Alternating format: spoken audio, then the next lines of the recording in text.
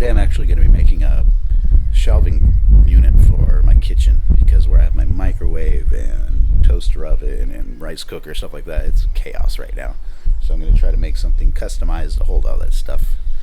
It's going to have to be in a few sections, because that's the, with pellet wood, depending on the pellet you get, you're limited to a length of so much, So these 2x4s are what I'm getting. And really, this is kind of beginner woodworking skills. I've only been doing this a few years, so I'm not doing anything totally fancy. I don't have a lot of fancy tools. There's some tools I have that you won't really need. It's just going to make things easier. But the first thing we'll look over is how to break down a pellet. It's going to vary for the types of pellets. I'm using mostly, these are my favorite to work with, and I've got a lot of these. So it's just two 2x4s and then the thinner slots. There's huge twisted nails into the 2x4. So if you try to take one apart with just a hammer or something, you're gonna fight. It's very, very difficult. You can use a reciprocating saw and just cut through the nails. The problem with that is you're gonna have the nails in the wood still, but you will have less damaged pieces. So the way I was doing this before, I found the easiest is move the angle. I'll take two 2x4s.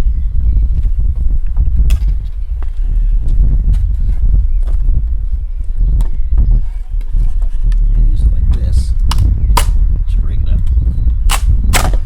And it splits the wood a bit. Depends. Sometimes they come out with the nails, sometimes it splits the wood.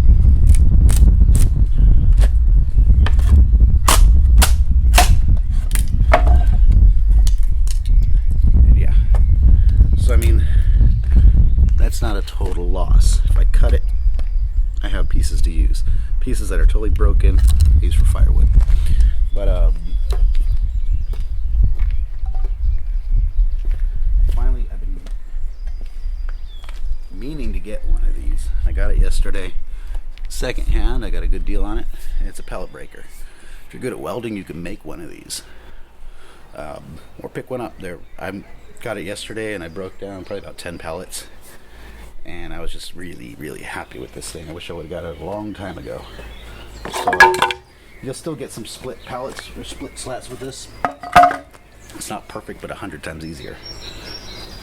Basically, you just put it under the joint.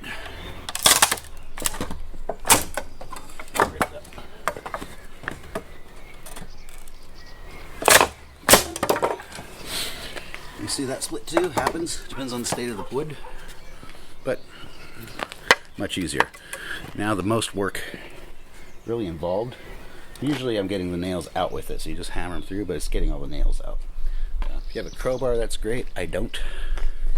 Hammer and some good heavy-duty wire cutters. If the nails are really stubborn or they're bending, really helps. I broke down a ton of pellets yesterday. I had plenty of wood to work with. Just go quickly over that.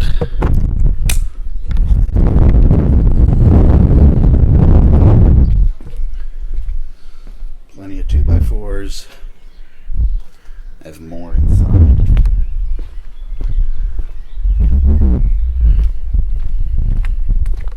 And all the slats I put here. The ones on the right are split. The ones in the center are pretty much in usable shape. More 2x4s here. Plenty of wood to work with.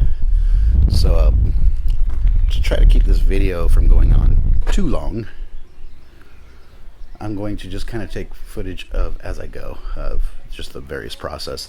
First step I'm going to do is make a frame. I've already measured the space I have. So I'm going to frame the wood like this, but I only want it about 20 inches deep. So that's where a chop saw comes in handy. You can use a hand saw if you got patience and determination. Chop saw is great. You can use a jigsaw, just use like a speed square to cut straight lines, or a circular saw. Those all work. Chop saw is great, especially if you have to cut angles, and it's the fastest. So I'm going to cut this to size.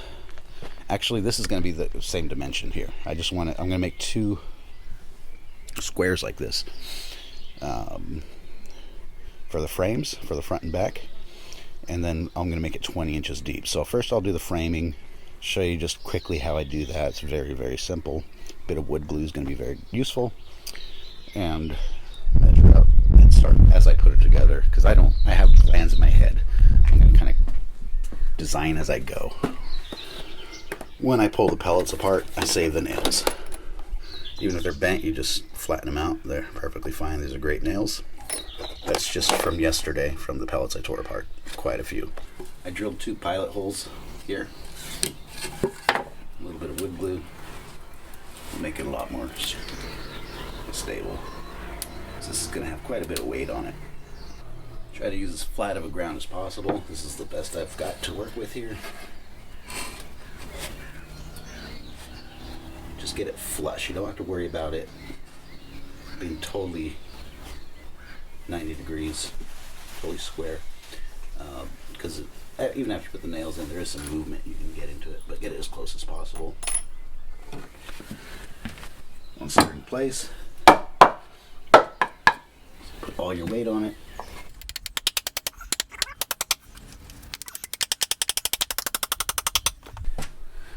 There we have it. So I'm going to repeat 2 more pieces like that.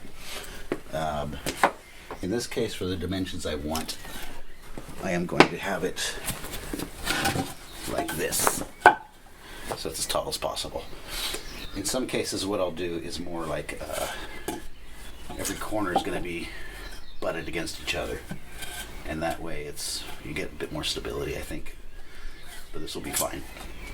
I want it a bit taller, so this will do. So I got the first frame finished. Once I get it all together, then I can stand it up and actually really drive on the nails, get it very secure. Now I have to build 1 more of these. Same exact thing. Alright, so the 2 frames are built. Next, I want to put, basically connecting these like this.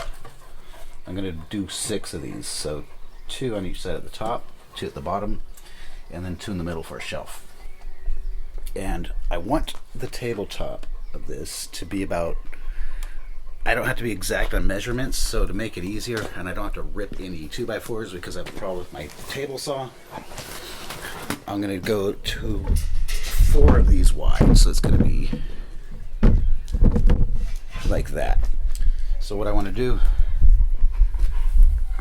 is cut 6 of these 2x4s exactly to that length, to that width. Here's a tip. You know, when you're tearing apart the pellets, not all of them come out perfect, so if you have some that are kind of damaged at the ends, those are the perfect ones to cut off, then you're not wasting so much wood.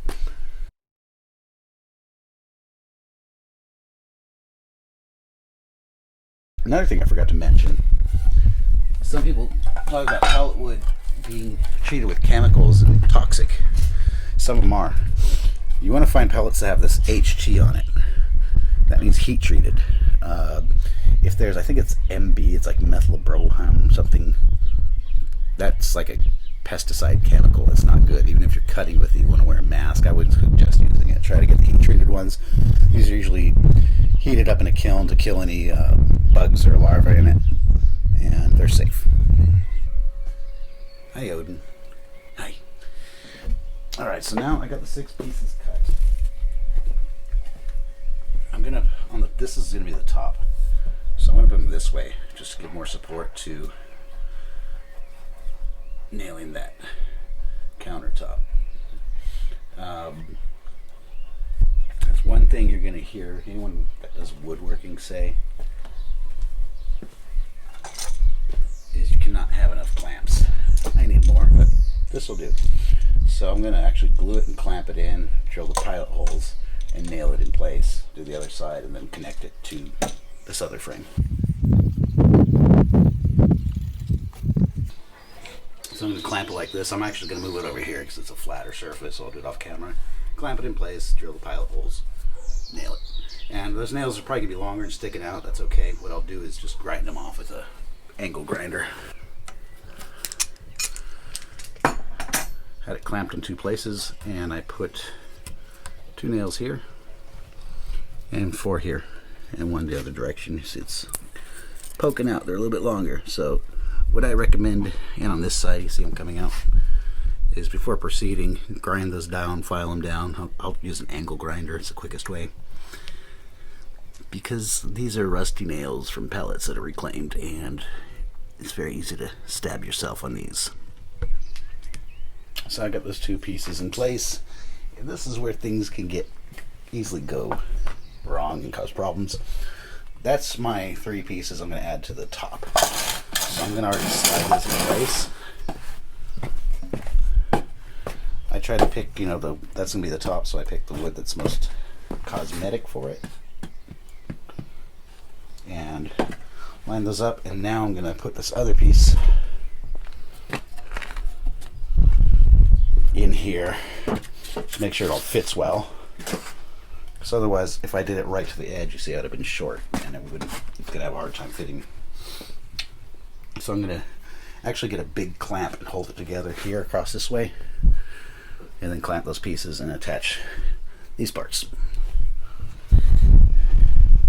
Okay, so I got both pieces of the frame, both frames connected at the top. This isn't on, it's just clamped in. It'll come out. So here's the top. And now I can, it's a snug fit, but I can remove these. And once again, I'm going to pick like the nicest looking pieces for the top. I like to keep the stamp visible. It's going to get sanded down, and probably I'm going to stain it, but you'll still see it. I like that. You can see it's made from pallet wood. It gives it that nice kind of rustic look. With these braces at the very bottom corners, and then two in the middle somewhere where I want to put the shelves. I'm going to measure some of my appliances I'm going to store to make it custom for what I need it for. Alright, so I got the bottom part in here. Just do one more on this other side. Sorry. This is the bottom. And I'll do one more here. And it's already quite stable. Once that bottom's in and the two for the shelf, it's going to be really solid.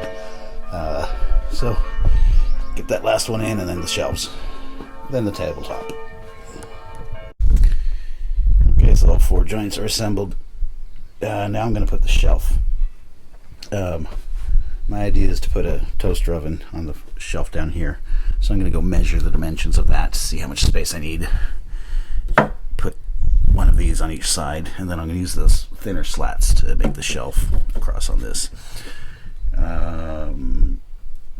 Yeah, I got to measure it, make sure I have enough clearance, and then of course you're just going to measure and make marks to make them even and follow the lines. Alright, so I got the side supports in for the shelf in the middle. Now I'm using the slats from the top of the pallet, cutting them to size. I just got to cut more of them and start laying them down. A little bit of glue, nail on each side, done. I'm going to do the same thing on the bottom, but instead of this way, I'll go this way.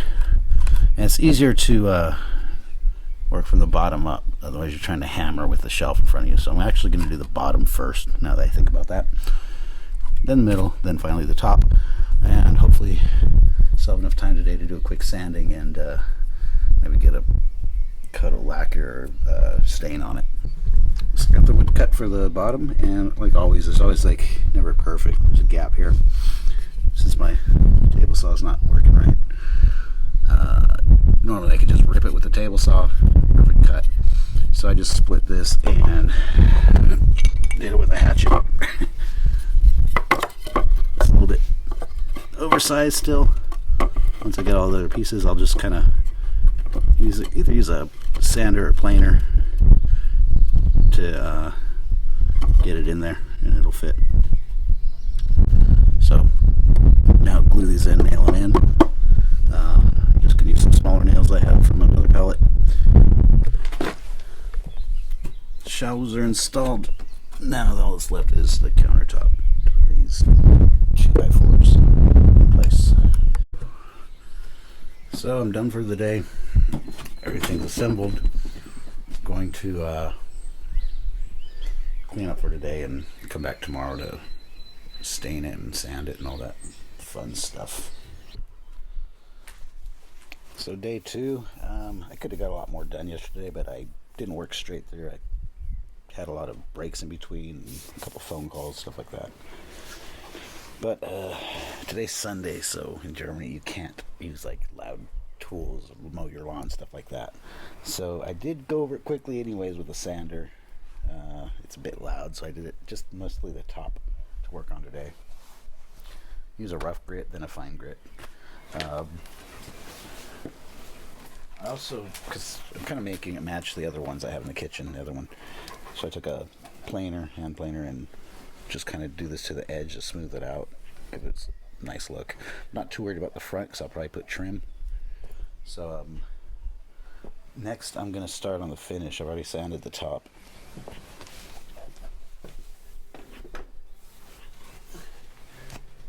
And what I'm going to do is actually give it I started to do it here, you can barely see it, but I'll go over it more, a burn finish. Now you can do this with a bigger, like a roofing torch and a propane tank. That's what I've used in other pieces. But with a little small one like this, you can do more finer details. You can get these dark lines to pop out before browning the wood darker around it. So this is more time consuming, more tedious, but it's not too bad to do this surface here. And it's going to match the one I already have. It gives a really cool look. You know, if you want to go for what's called shosugi ban, which it's going to look like this, it's where you really torch the wood. That's where you want a bigger torch, of course.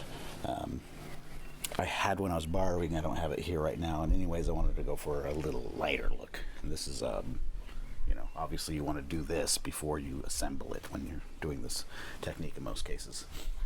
I'm going to just demonstrate how this works. It's pretty cool. It's like painting with fire. I'll hold it at an angle, I get the best results.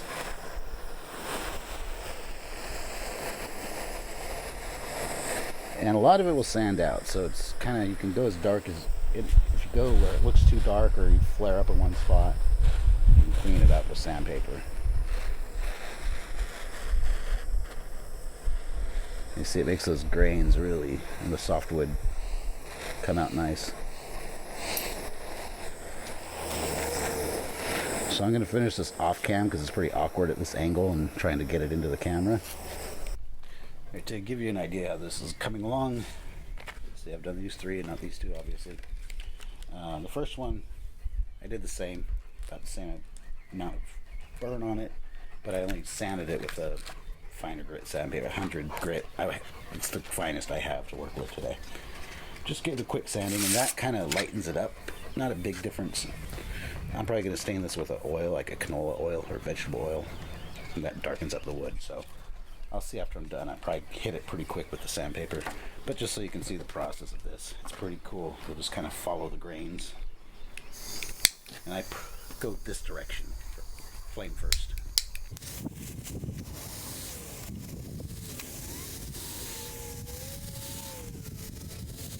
Every piece is going to react a bit differently. There's the donkey.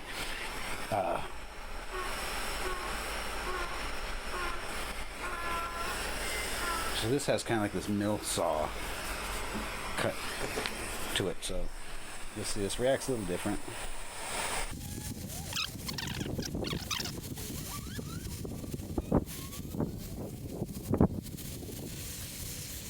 Like I said, it's a lot slower with this little torch, but you get a lot more detail in the lines. Otherwise, the big torch kind of browns it pretty fast. So it gives it a nice design, and it's going to fit with the rest of my furniture in there. Alright, so the burning's complete. I gave it a quick sand, just light sand with this 100 grit. I'm happy with the way it looks.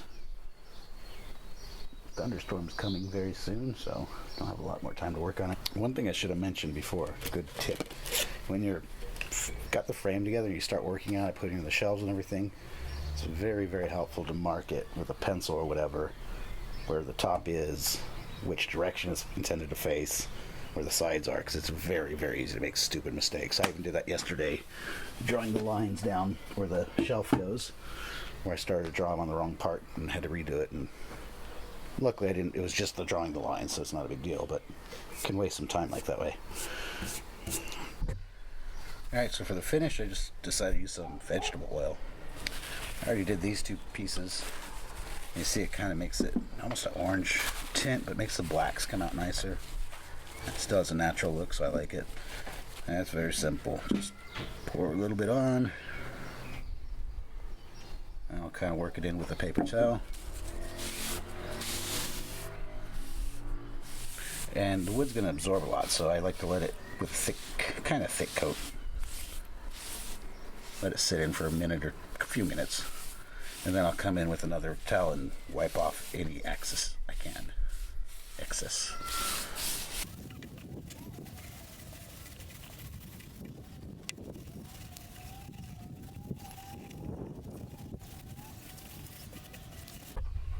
Alright, so I'm pretty much done with all the visible parts, more or less, as far as this finish with the burning.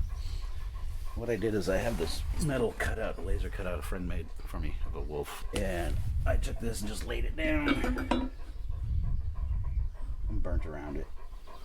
You get that nice silhouette. One thing interesting happened. That's the kind of cool thing about Sundays. You can't work with power tools, so you sit here and spend more time thinking about what to do next. And it just so happened, I just got the idea, because I did want to put another shelf here that's not as deep. That comes to maybe here. Because the microwave's going to go here. My microwave, I think it was like 21 inches tall. And to the top here, it's like 21 and a half inches. So it's perfect. And the width is perfect. That made me happy. I love to be able to use all the wood, you know. And a lot of times when you're cutting by measurements, you're going to have scrap pieces that are exactly the same sizes. So that just happened to work out with luck. Alright, so that wolf stencil, I burned it at the bottom. I liked it, but I'm not going to see it very often because that's storage, and it's at the very bottom. So I decided to put one in the middle here, clamped it down, and just positioned it. And I thought it needed some friends, so I made a whole pack of wolves. Alright, so I'm nearly complete with this. I added this top shelf. Used some of these L brackets just to hold it in place. Very sturdy though. And I just finished adding this kind of trim here to cover up those uglier joints. Cut those out with a jigsaw just to kind of give it that pallet look. And I got one more panel I will be doing. Let's put this down for this shelf. And I think I'll do the same kind of thing as cut it out here. That just gives more space to fit things under it. I ended up borrowing a torch like this for the propane tank, which made it a lot easier. Everything else is complete. I'm happy with it.